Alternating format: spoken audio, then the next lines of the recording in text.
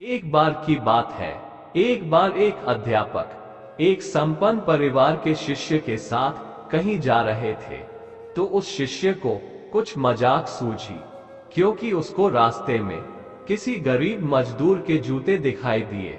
उसने अध्यापक से कहा, गुरुजी, अगर हम इन जूतों को छुपा दें तो कितना मजा आएगा।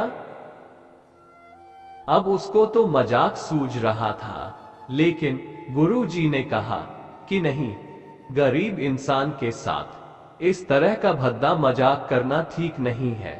उसने कहा, क्यों ना हम इन जूतों में कुछ सिक्के डाल दें और देखें कि इसका इस गरीब मजदूर पर क्या प्रभाव पड़ता है। उन्होंने ऐसा ही किया। जैसे ही मजदूर अपना काम करके लौटा और उसने एक पांव अपने जूते में डाला तो उसको कुछ कठोर सा महसूस हुआ। उसने अंदर हाथ डाला तो उसको कुछ सिक्के दिखाई दिए। वह थोड़ा आश्चर्य में पड़ गया। आसपास किसी को देखा तो कोई भी दिखाई नहीं दिया। वापस उसने दूसरा पैर अपने जूते में डाला और वापस उसको उसमें कुछ सिक्के दिखाई दिए। अब दोनों जूतों के सिक्कों को उसने अपने हाथों में रखा और प्रभु की तरफ इशारा किया है। प्रभु, पता नहीं किस भले मानुष ने ये सिक्के मेरे जूतों में छुपाए हैं, लेकिन जिसने भी छुपाए हैं उसको मेरी दुआ है। मैं अपने बच्चों और पत्नी के लिए कुछ खाना और दवाइयां ला सकूंगा। और इतना बोलकर वह चला गया। इस बात को शिष्य और अध्यापक दोनों सुन रहे थे। अब अध्यापक ने शिष्य से पूछा कि अब तुम मुझे बताओ कि तुम्हें कैसा महसूस हुआ, तुम्हारी पहले वाली मजाक या मेरा ये तरीका।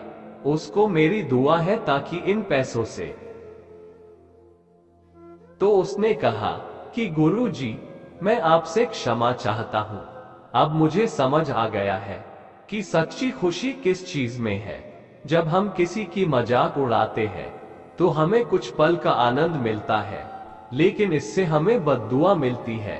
लेकिन अगर हम किसी की मुश्किल परिस्थिति में मदद करते हैं और जिसकी भी हम मदद करते हैं उसको भी नहीं पता कि हमने उसकी मदद की है, लेकिन अंदर ही अंदर हमें पता है कि हमने उस इंसान की मदद की है, यही सच्ची खुशी है।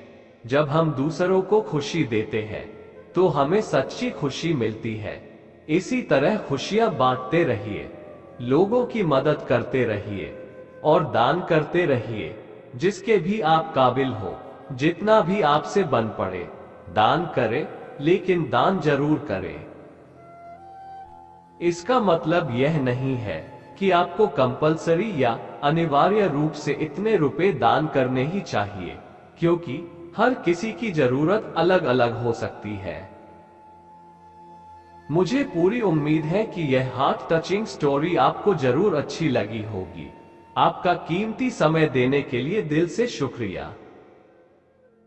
मुझे पूरी उम्मीद है अगर आप सबको ये कहानी अच्छी लगी हो तो जरूर आप सब कमेंट कर बताइएगा। आपके कमेंट का इंतजार रहेगा और हमारे रियल स्टोरी बीपीएम चैनल को सब्सक्राइब करना न भूलें। Thank you.